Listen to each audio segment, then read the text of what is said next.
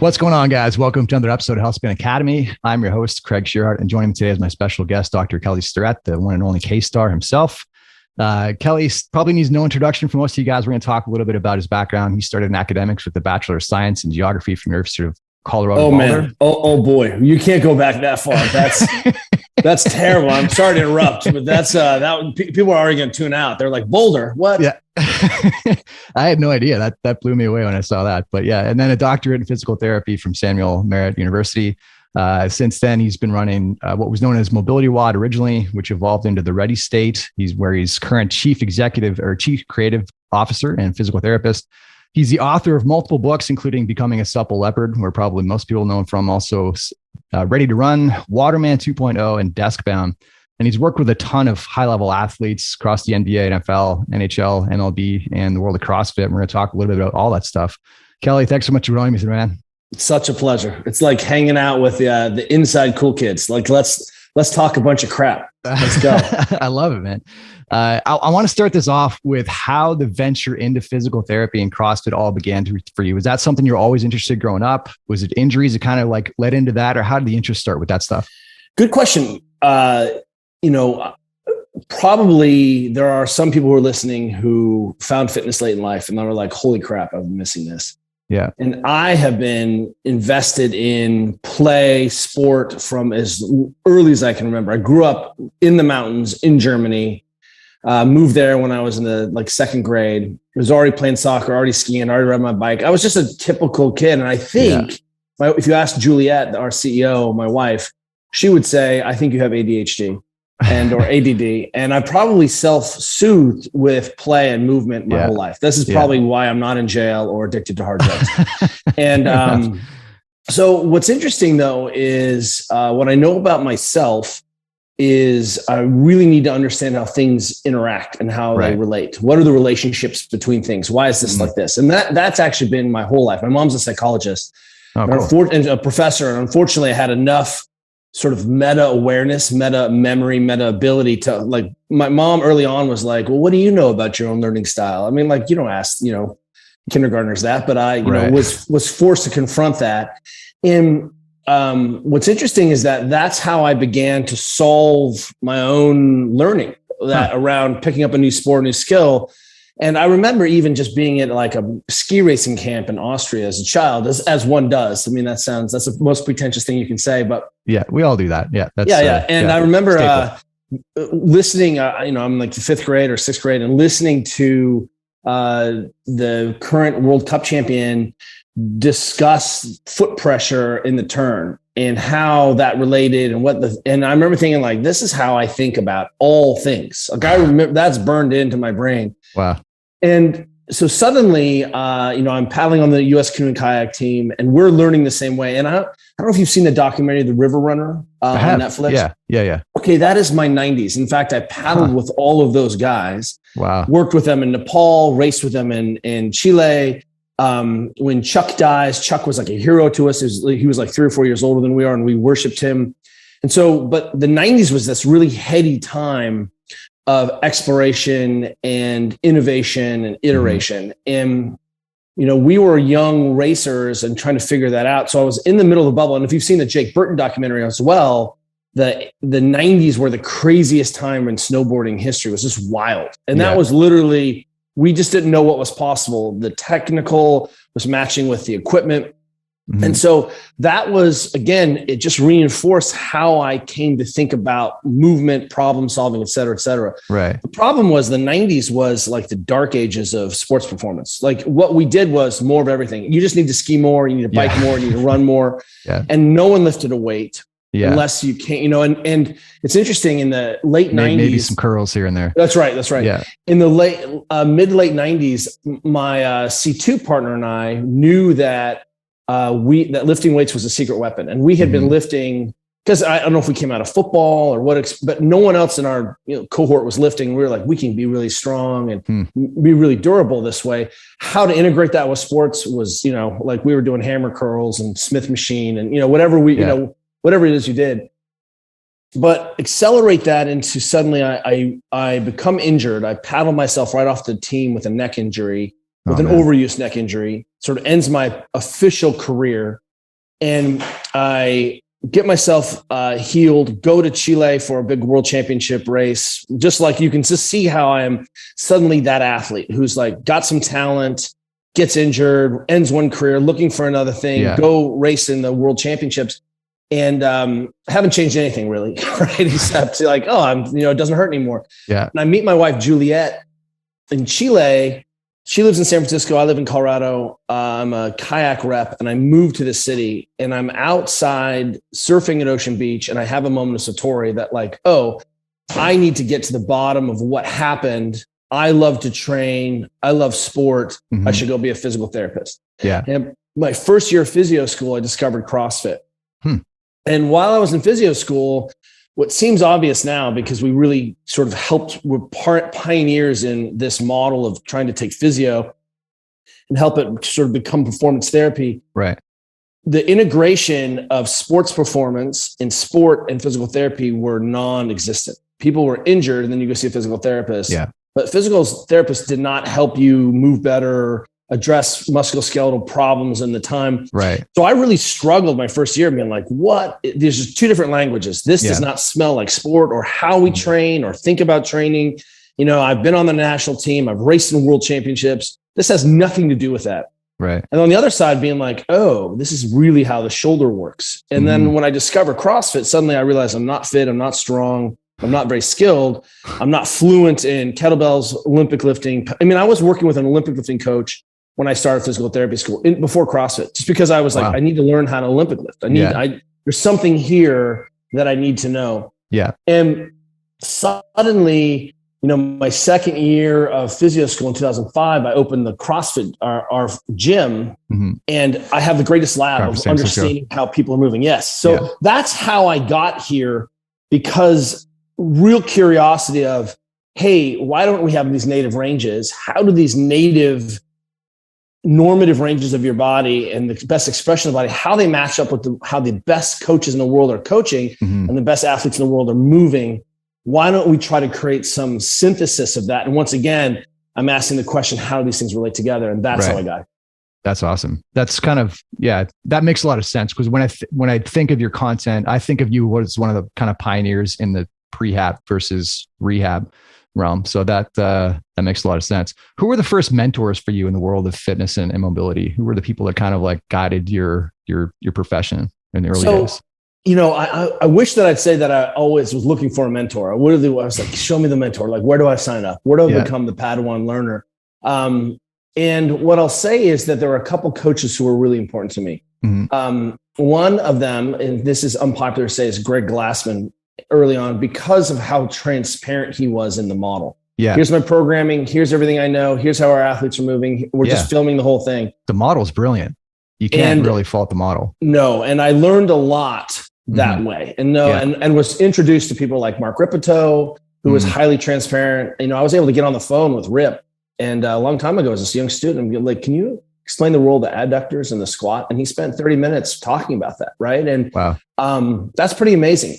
Yeah. Mike Bergner really is my sensei when it came to Olympic lifting. Right. So I had some of these senior coaches, but none of them like pulled me under the tent and were like, here, kid, I want you to achieve this.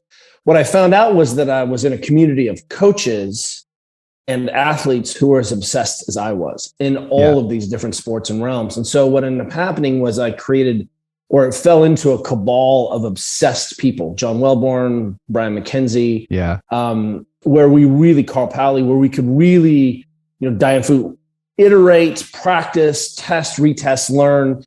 And, with the physio stuff, I felt really out there. I didn't actually have a group of physio brothers and sisters, at the time necessarily. So, in short, we were in a time where you suddenly had access to the best coaches in the world, the best athletes in the world. And everyone was in this really free sharing information. Once again, I found myself in a bubble like I did in the 90s, where things are iterating, exploring, and again, even in the CrossFit space, trying to reconcile that with what I was seeing when I was going to universities, working with football teams or, their Olympic sports or working in NFL or Major League Baseball or the Army. How are these things different? where is the common thread here? Right. Even, I was the first coach from the CrossFit ecosystem to drop in to perform better. And they were like aliens, and I was like an alien, And so, the idea here is saying, where are the common threads across all of these things? Yeah. And then like Bruce Lee, what's essential, and how do we integrate that into more of a coach of practice? Right. I love that. So you kind of spilled over a few big names, and obviously worked with lots over the years. Who were the people that going into it, you were pretty amped to work with over the years? There's so much talent all the athletes I work with, I'm so sorry, I'm going to say this out loud and hope it doesn't hurt your feelings, but it's fun to work with athletes. It's my life's work to work with coaches. Yeah. And systems and organizations. I find that to be really a challenging task. And it's not that I outgrew working with athletes. Yeah. But suddenly, like if we take like one of my current sort of co-conspirators is a coach named Stuart McMillan. We've had him on our podcast. He's the CEO and head coach of Altus Track and Field, and probably is the most successful Olympic coach alive today. Has probably more medals in both Winter Olympics, Summer Olympics than any other coach I know.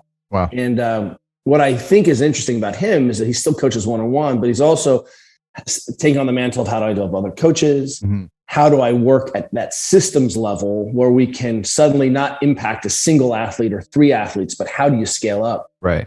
Someone like Yami Tikkanen, of the training plan, he's been coaching, Annie for a long time, and a bunch of other people. Yeah, has been a good friend of mine for well over a decade. Yeah, and is probably the most talented coach around of any sport.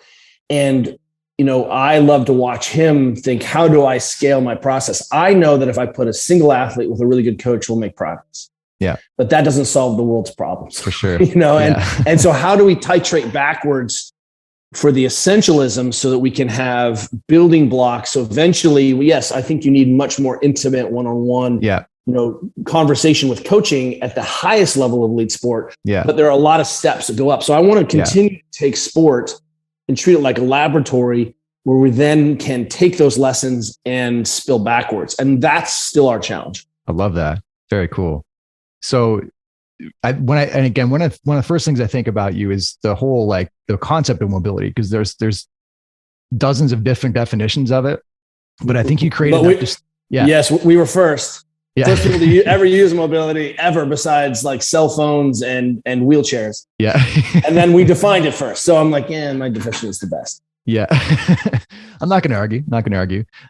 So yeah, talk through that definition, because it is important to understand. I think there's still some people that hear mobility and think I need to stretch more, and they're passive stretching, right? And they kind of miss that other piece. And that's so talk through what mobility is. Yeah. And why that's important specifically to health and longevity. When we look at a more holistic principles behind mobility. If we dip back into CrossFit for a second,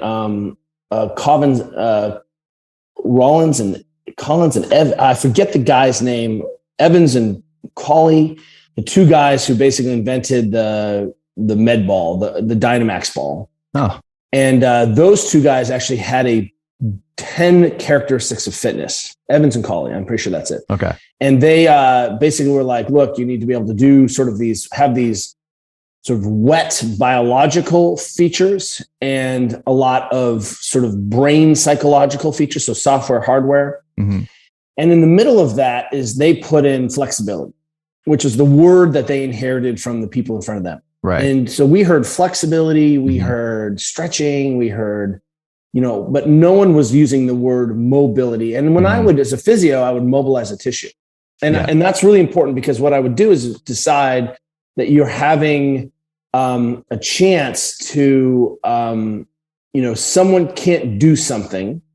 We're going to mobilize the tissue to give their brain input, whatever that is, whether that's range of motion or proprioception and interoception, changing hydration. It doesn't matter what the mechanism is, but there's some input mechanically and psychoemotionally probably too, that gave that person access to be able to move well. Right. So what we ended up doing was sort of saying, hey, let's not take this old language that we've inherited, but let's use a new word and sort of so that we can drop off the baggage. And now mobility, I'm not even sure what it means. It's like the word core. Like it's just, you know, but when I started out, I said, hey, look, I think it's two components here. One is, do you have the sort of biological tissues to be able to do that? Because sometimes, guess what? You're just stiff. Yeah. And you can't, it's not in your brain. You're stiff. Yeah. It doesn't matter. And I think a lot of physios will, you know, be like, no, it's always in your brain. I'm like, sometimes you're just stiff. Yeah. And as soon as we address that stiffness, your capsule is stiff, tissues are stiff, something doesn't glide, whatever. We suddenly have the potential now to express that range. And then the other component to that is you have to have skill. You have to understand and know what the technique is. Right. And there is technique to lowering yourself down. The problem is humans are so durable, and at low loads and low speeds and low cardiorespiratory demand, some of these conversations become sort of a name because there's so much durability in the system. You can use that hammer to screw in screws. It's just not the best way. And you can do that for a long time until you split the wood, right? So one of the things that we are trying to say is, hey, we need to unify sort of the fields of movement. Like, why is gymnastics using this sets of cues to get this outcome? And how is that similar to Olympic lifting and similar to track and field? And why are there universal positions? So what we ended up doing was being able to create a model that helped us predict, explain, and communicate what was going on. And again, I think there are a lot of great tools and tactics out there, but tools and tactics that don't tell you why we're coaching a certain way or why we're using these coaching cues or techniques to get better expression of the human during movement. Second, why someone can't do something, why someone's moving a certain way. And what we can is we suddenly have a model to predict why I think your leg is going to turn out in a hop, or when you're sprinting, or why your knee comes in when you squat, or why your elbow bends when you're overhead, and why you got hot elbow. And sometimes it's not just the environment. Sometimes it's not. Sometimes we've exceeded the tissue's capacity to be in that position. And what the things we ask is, well, is there some aspect of the position that's more efficient? So we always come back to biomotor expression. Can I put you in a position that allows you to generate more force longer at higher speeds, higher loads?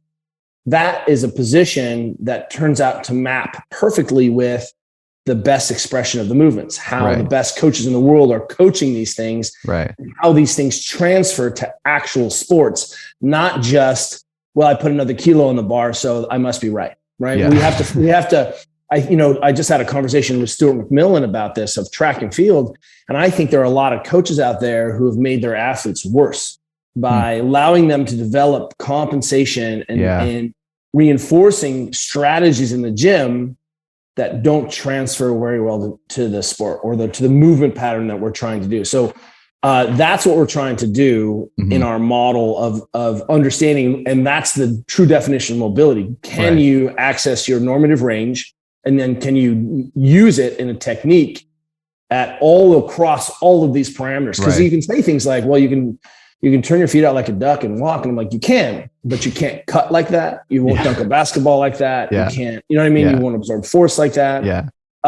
So you say between getting to the position and owning it with control and stability. Well, I think that's part of it. And I think the other part of it is how well does it transfer to your physiology? Because at low loads, low speeds, low impulse, you can get away with a lot. So like the physical therapists, for example, love to put up power lifters grinding away at these low forces, high forces, but low speeds, low impulse, low power, and they can get away with it. But as soon as you add speed to that, you have to adopt different strategies. So the question is, what strategy is best?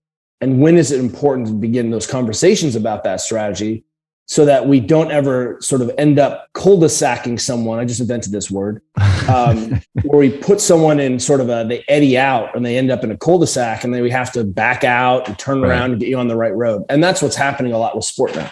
Yeah, I love that.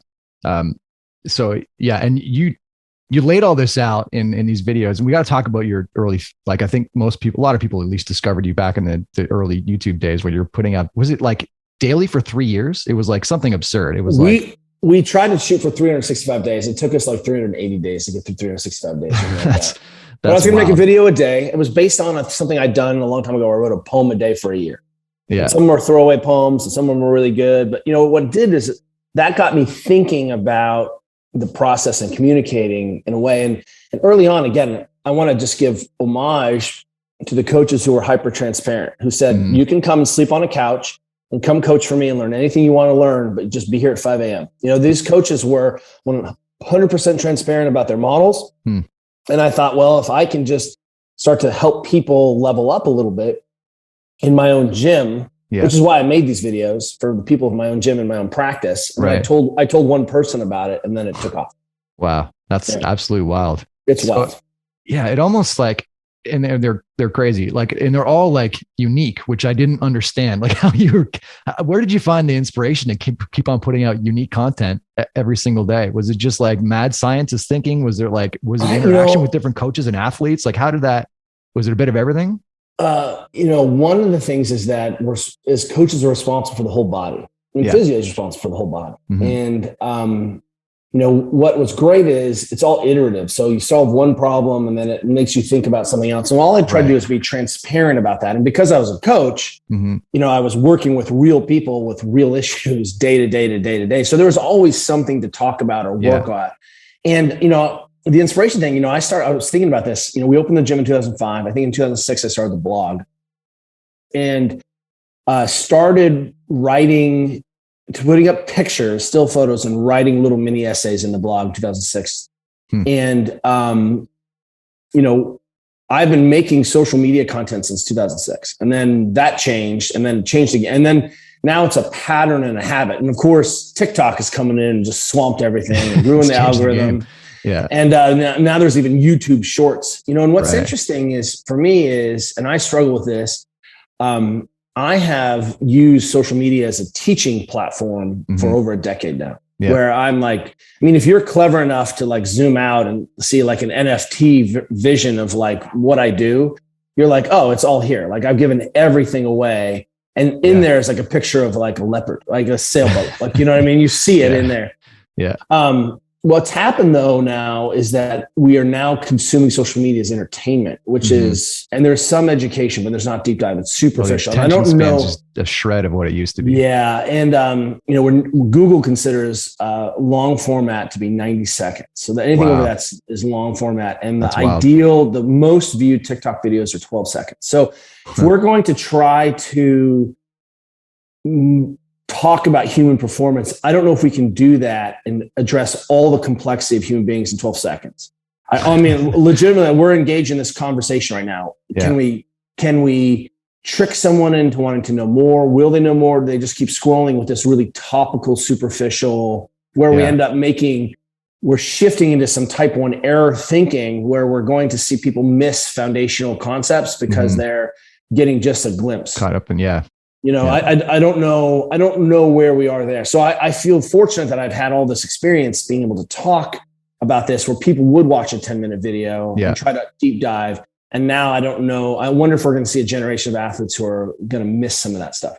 Yeah. You're going to have to start the video with a TikTok dance of some sort just to reel them in. And I'm trying to avoid lip syncing. I'm trying to avoid pointing to words, know, and I think it's appropriate for some things, like I can watch someone cook a simple recipe very quickly and get the ingredients, and that's cool. Yeah. Or talk about their favorite sci-fi book. Love that. But I'm not sure explaining complex movement behavior, and yet, TikTok has been a really important source of mental health education. Yeah. So true. Is this a way where we can dabble in and say, hey, look, suddenly we can talk about the fact that it's not just your movement. It's not just your stiff quads. It's about, do you feel safe in your environment? Are you sleeping and eating foods? Are you addressing these environmental components to create a whole? But I fear that we will not consummate that promise. I fear that we're just scrolling to the next booty shorts, you know what I mean? Yeah. There's a whole new definition of peer reviewed now. It's on TikTok. It's just the heart-shaped emoticons. I haven't heard that before. I will give you credit for that twice. That is genius. Thank you. Validation through likes. And it is confusing. Yeah. And one of the powers of being a coach is that you get to be in the same room. I think one of the issues we see is that there are a lot of physios and a lot of coaches, I'll put in quotation marks, trainers on the internet in big global gyms who become experts. Right. And they're not coaching at scale. They haven't solved all the problems. They're, you know what I mean? They're one vertical. Yeah. And they don't own their own platforms. They don't own their, you know, I think it's interesting. This is run this experiment with me, if you will. So I went and coached in Russia in December.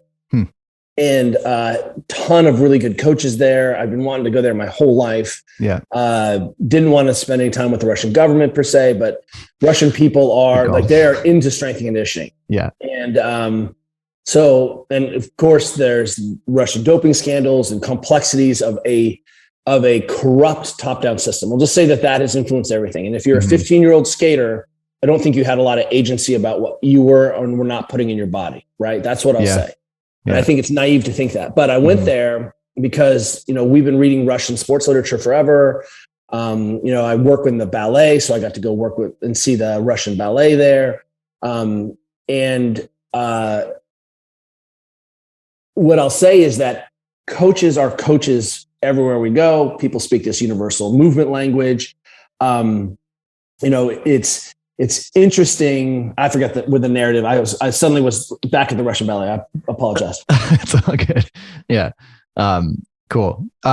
So just to segue, I think, I feel like there's been like unfair criticism to some pieces of what you taught. People take things out of context. And one of the things that stood out to me, I've taken some CrossFit courses. I don't want to name anybody, but the whole concept of external rotation, and people took that, I think, misinterpreted it. But talk about that relationship. And just like, I think you have a good analogy where you're just kind of winding up the rope and creating tension. Is that like the ultimate goal when we externally rotate, just to create tension around the joint? Does that add that little bit of stability, or how does that work kind of from a fiber level?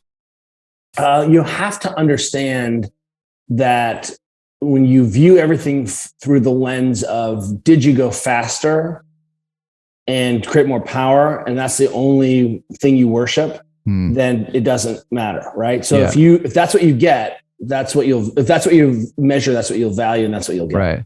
And what you saw was dog shit, and I'll swear on purpose, dog shit movement in the service of intensity. Right. Instead of saying, hey, I'm using cardiorespiratory demand, metabolic demand, speed, load, open chain, closed chain, et cetera, as different ways of challenging position. So here we have this position. We have all these iterations of position. You can wall ball, you can goblet squat, you can front squat, you can back squat, overhead squat, you can full, right? All these different ways to get there. And then we can challenge those with all those different iterations. Right.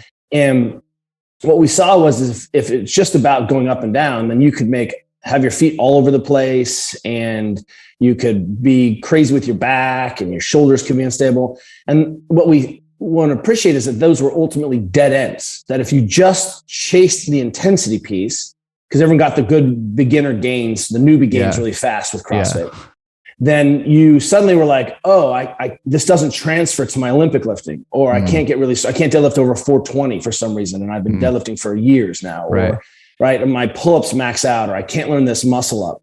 And what we ended up seeing was that we, again, needed to be able to explain all of the features of the physiology. Why are we teaching these certain things? Why is it that bending the bar and breaking the bar in bench press is so important, but it's not important when you squat? What really matters is, as long as you go up and down, it doesn't matter if you do a whole bunch of weird shit with your back. It doesn't matter if your knees wobble, it doesn't matter if your arches collapse.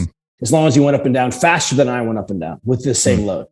And when I say it, of course, everyone's like, yeah, that's dumb. I would never do that. But that's what we've been engaged with, right? So what we're trying to do is say, hey, look, how do we get the most out of the physiology? Well, it turns out that having your feet straighter allows you to access your rotation, which creates a stable joint structure and utilizes the fascia and utilizes the musculature. And there's a reason why there are positions that allow us to create greater rotational strengths that allow us to create more stability. Right. And if you don't understand that, it's probably because all you do is apply something. Well, as long as I went faster than you and I have abs, I'm better than you, right?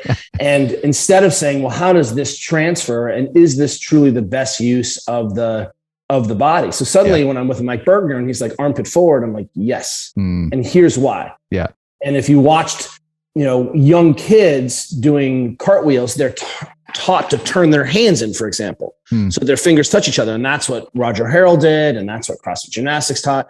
Right. And that way is when the hand hits the ground, it automatically winds up mechanically into an external rotation torsion, which makes the shoulder more stable. Yeah. So if you want to, wobble around, turn your hands around backwards or turn your hands out, and you'll see that you become super unstable. Yeah. And what we're trying to do there again is saying what techniques allow us to do this. So the problem with the technique I just described of having your foot straighter is that it requires you to be a normal human, that you need to have quads that function. You need to have hip flexion. You need to have rotation of the joint. And what you see is people are squatting in the only way they can.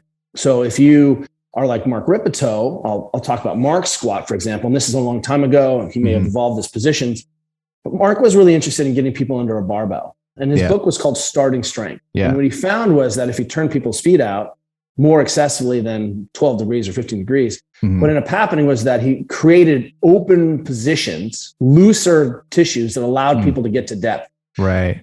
So that's great. But that does not mean that turning your feet out like that is the best way to squat. It just means that's the only way you can squat today. Right. And so what you're seeing is this is the best way, but I have no choice. So it's the only way. So ergo, it's the best way. So if you show up at a wedding with tennis shoes on, and I'm like, well, I guess that's what you're wearing. You're like, that's all I have. And I'm like, well, I guess that's what you're wearing. Right. So I mean, you can't say then these are the high fashion shoes. They're the only shoes you have. So, what we're trying in my closet. That's right. What we're trying to do is, you probably have 6 or 7 pairs that you can't help yourself. So what we're trying to do is say, hey, let's move also beyond, turning your feet out to go up and down you'll notice that just about 100% of the Olympic lifters on the planet, what is the highest force production in any sport anywhere? It's the first pole in the Olympic lifts, right? All those athletes have their feet very straight in the highest force production power. Right. When they're squatting it up, that's low power, big strength, low power. Yeah. But in the highest force where you add speed, they're all making this choice about having that foot straight. That's very interesting. When a triple jumper is flying down the field and lands on a single leg squat, suddenly their feet are very straight, because if they didn't, they would collapse into the turf. That's so true. So what ends up happening now is that we can say, hey, it's okay. This is where you are today. It's not good or bad range of motion. Again, that's old language. Yeah. It's, hey, you have this movement history, injury history, you never coached, someone slammed your feet out, you were in some, cult of foot turned outness as a kid with your adults, like your parents. So the idea here is, let's also use the strength and conditioning as a diagnostic tool to restore range of motion, restore capacity. And the same way that we can find deficits in your metabolic system and your energy pathways, or unskill in certain movements, or strength deficits, or whatever it is, we can say, suddenly you can't put your arms over your head. Do you think that's weird? So what ended up happening was people were like, well, I can just move my hands out on the barbell. So now you're pressing from a snatch grip. That's super, super cool. Can you do a pull-up there? No, I can't do a pull-up there. Or I have to move my hands all out. So you don't have any choice about what's the best expression of the physiology. You have the only movement. And because the only thing we give a crap about is who goes fastest, we lose this positional restoration. Right. And the reason this gets confusing is that the gym is rarely a sport place. What we were supposed to do in the gym was train. What Greg Glassman really his genius was, hey, we can have these short, succinct workouts that make you better at your sport, that aren't metabolically expensive. You don't have to eat a bunch of extra more. You can do this. You can CrossFit and go have a sport life. Yeah. And it was GPP. And in the GPP, he exposed you to cardiorespiratory demand, metabolic demand, speed, load, but also because of the iterative nature, the recursive nature of, we're going to put your hands over your head on a pull-up. Now we're going to put your hands over your head with a dumbbell and a barbell. Now we're flipping upside down. There's so many ways to put your hands over your head. You got better through this sort of skill acquisition phase, because you had to take the same principle and apply it to different movement concepts over and over, different implements. So we had conjugate position training built into the system. Right. But then as we evolved, suddenly we're like, oh, no one is really limited by their strength anymore. No one's limited by their conditioning anymore. I mean, it used to be when we started, people did Fran in 10 minutes. That's how long it took to do Fran. And that, if you were sub 10, That's fast. Yeah. When I first did my first level 1, we did Fight Gone Bad. Mm-hmm. And, I think my score was like 310, 320. Yeah. And I was in the top 10% of 100 people, over 300.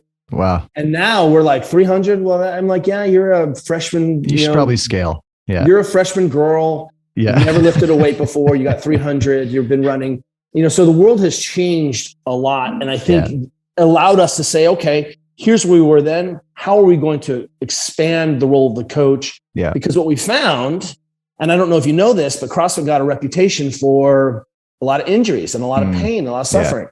And it's not the CrossFit per se, it's people applying a methodology which requires full range and high skill at high loads and high speeds. Right. And no wonder their crappy shoulders started to catch up with them when they did 10,000 pull-ups with the elbows flared and the shoulder in a less effective position. Yeah. Yeah. If you hit the intensity switch a little too quick and don't dial in technique, obviously bad things are going to happen. How about technique? And let's add range of motion into your technique. Yeah. And what we saw was that if we could improve people's position, oftentimes their pain went away. And more importantly, their wattage and power went up. So when I started to suss this out, I'd be like, well, does this work in powerlifting? It does. Here are my world records. Does this work in Olympic lifting? It does. Here's my national champions, my American record. Yeah. How about in Olympic sports? Oh, it does. How about the Tour de France? Oh, yes, it does. So I kept applying it over and over and over. How about Premier Soccer? How about the All Blacks? Right. How about Major League Baseball? So at some point I'm like, okay, the model is, but the model is still holding true. Yeah. I'm still saying that I reserve the right to change and modify the model, but I keep putting different systems into the model. Right. The model still keeps predicting and explaining because it's just a model based on your tissue biology and what we think is the best expression of how humans should move. Yeah. I love that. So as you were talking through that and you talk about like feet out, toes out and squatting, I think of like people falling to their comfort zone. Right. And that's just, I think, human nature. Someone that goes to a gym, they tend to fall to what they know, what's comfortable, what's common, whatever programming, right? And I find that even in coaching mobility more, it's that you're starting to see a similar trend. Like people tend to fall into the movements that they know how to do in mobility, not necessarily what they need or what. So what do you see as the movements that most people are skipping over in mobility that they need to probably add more? Is it like more release work? Is it more distraction work? Is it like, do you notice a pattern with that and what you see clinically? I'll say that depending on your sport, you'll see a certain pattern of restriction, inability to access position, right? Because that's really what we're identifying. Yeah. Hey, I think this is my hypothesis that you should be able to extend your hip. Like wait until I start the knees behind butt guy. I'm going to be that guy. I'm like, we don't need more flexion activity. We need more hip extension activity. Yeah. And what we start to see then is as people get comfortable, it's like just saying, well, I'm really good at power clean, so I'm just going to power clean a lot. That's fine. You get a lot of distance there. What we're trying to have people do is look at every day's training session and grab a component, a start position or finish position, and use that as a daily diagnostic tool. So we ideally every day is a test. This is why we warm up. We warm up because I'm like, how does my body feel today? So I drop down into a squat. I'm like, ooh, feeling a little stiff, right? How's my body? I'm getting to know my body during the warm up again. It's not just about shifting blood flow and arousal. It's really also about like, wow, I can't even feel my body today. Yeah. So ideally then I say, well, I'm going overhead. This is a component, and I'm either going to get overhead from a front rack position or from a hang position. So I can look at my start position or the overhead as the finish position. So it gives me a chance to give some context to what I'm doing or check in with, do I have full access to my range here? Yeah. And so suddenly position is part of the conversation, not just wattage and output. And I want people to begin to view their positional competency the same way they're viewing their output or wattage or poundage, right? Because those things weirdly are connected. And wild. I know, but if you don't know, if someone came into the gym and was like, assess me, scan me, you'd be like, all right, here's a barbell, here's a dumbbell, here's a kettlebell, here are all the positions you need to be in, and then we're going to do it under heavy load, and then we're going to do it under car respiratory man, and then we're going to do it under speed. Like, you don't really know someone. That's why we got to get training. And the first order of business is to begin to identify sort of movement as a vital sign. Like, hey, I see that you've never squatted before, but we're going to squat today. And I'm going to have you squat high above parallel. There's no problem with that. We're going to squat. And then we're going to have the next conversation the next time I see you. Right. And so what we can begin to see is, well, CrossFitters have certain patterns. They're all missing internal rotation. They all are missing hip extension, period. Like shoulder internal rotation, hip extension are the two greatest sort of drivers of CrossFitter activity. And then runners look like runners and swimmers look like swimmers. And eventually, if you work in these populations, it's not that big of a mystery to see what people need. And the body is not that complex. The difference between my arm overhead and arm out to the side is, it's just me solving a movement problem. Right. And, or being sort of constrained into a certain sport or position. But, the shoulder just does what the shoulder does, and it doesn't do that many things. So suddenly, what we can think about is strength and conditioning is like the formal movement language, like classical ballet of the body. Right. And then what we have in sport is like freestyle jazz, interpretation, interpretive dance, right? Where I'm like, hey, let's take these formal movement practices and break them to tackle someone or play basketball, right? Yeah. Yeah. I love that. Awesome. So I want to shift gears a little bit into the pandemic. And I feel like most of what you're doing is online, but you also owned a gym. And so talk about how that's changed what you've seen clinically. Are you seeing more issues from stress related pathologies? Are you, and then I also want to talk a little bit about, So Juliet and I we opened the 21st CrossFit gym in the world and owned a gym for 16 years. So one of the things that, a lot of people miss is that I was like, I see that you coach 3 people or you do some remote coaching. Have you ever been responsible for the health and musculoskeletal care of 350 people for 16 years? Yeah. Right. That's thousands and thousands of, we did like 10 sessions a day, plus physio, plus kids, plus, right. That's wild. So we were responsible for a lot of movement health there over the course of 16 years. So that definitely shaped what I was thinking. And importantly, especially in terms of physical therapy, if you aren't sort of eating what you kill, if I can just break you and there's another 18-year-old kid coming through the pipeline, then I start to make certain assumptions. If there's always a new eval on my, evaluation on my schedule, or people run out of physio visits, and then I have no skin in the game. But if I run a gym and run a cash-based physical therapy practice, people get better, or they get fitter, or they leave. Yeah, they either have a great experience or they're out. So we early on were like, hey, sign us up for the dangerous stuff. We believe that we have a good model and can take care of people.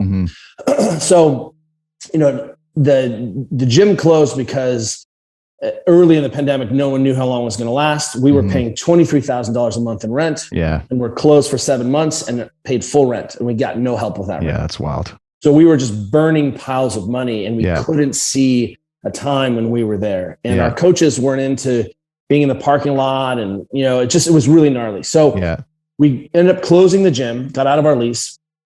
And we lost our office too, which was at another friend's gym that went out of business because of the pandemic.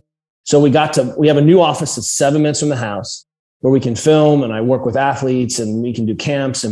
But I got to a place where, even right before the pandemic, our gym was at the peak of its power. It was making the most money. It was the most successful. We had the best coaching staff. It was killing it. And I still got to coach every day, like basics. I taught like some intro classes to like middle-aged adults. So that was my favorite coaching. Yeah. I called it skilled conditioning.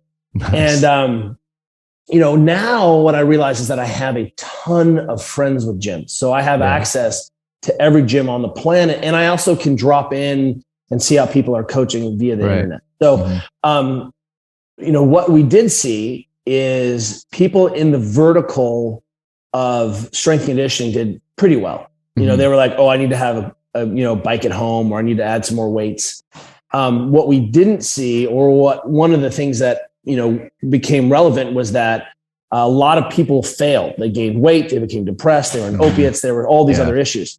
So I think the stress test generally was that people who were already engaged in fitness, knew how to eat, cook, clean, they had to make some small tweaks. Yeah.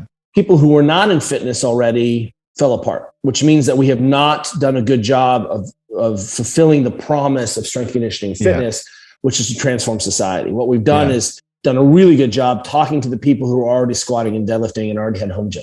Yeah. So, yes, I think the stress test around, do you know how to cook? Do you know how to self-soothe? Do you know how to move your body?